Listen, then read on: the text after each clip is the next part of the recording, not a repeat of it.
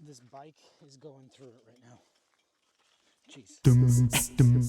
So here's something that happened to me on my first Camino. I showed up at a dock at 7 a.m. with my bags packed, ready to take the ferry that I had planned my whole day around. Okay, so I got here and it's closed. So it's gonna be a day. Apparently the company went out of business and now I had to find a guy named Hui. Which luckily, after about 20 to 30 minutes of hassle, I eventually found Hui. See, Hui and his boat are now what will get you across instead of the ferry, something I did not see online. That to me is a great example of the Camino. When you walk 300 kilometers, things happen. But see, that particular instance, that was a planning problem that was completely avoidable if I only spoke to someone who had done the Camino before me. And see, the rhythm of the Camino itself, it's simple. You wake up, you grab a breakfast, you get on your way, and you start following those little yellow arrows until eventually, what seemed a million miles away, you make it to Santiago de Compostela. But the planning is where people get confused. And that's where I wanted to come in and use my expertise and tell you about it. Now, I'm not saying I'm perfect, but what I'm saying is I did the Camino twice. Once by foot and once by bike.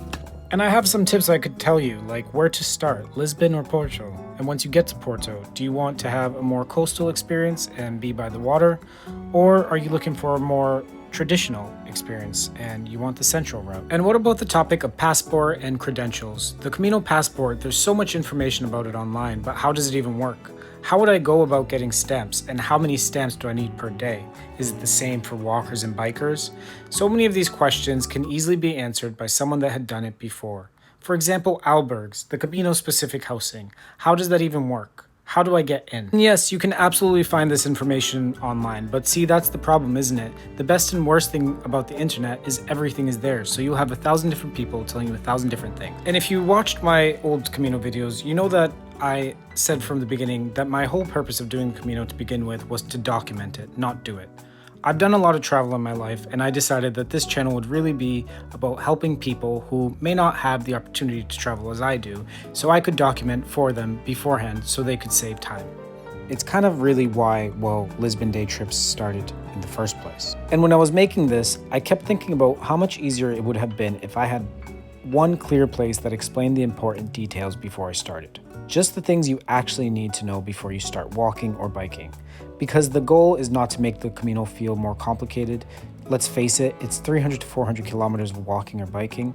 You're gonna have some stress along the way. The goal is to save you 30 to 40 minutes of unnecessary stress each day so you can actually explore the town you just arrived in instead of solving problems you could have avoided. Like wondering why the ferry company went out of business when nothing online seemed to mention that. That is why my friend Yuda and I created a full Camino course. It is built for people who want the important details in one place before they start. In this course, we cover the route options, the Camino passport, stamps, albergs, packing, common mistakes, and the important difference between walking and biking. So if you're thinking about walking or biking the Portuguese Camino, you can find the link in the description below. Ciao!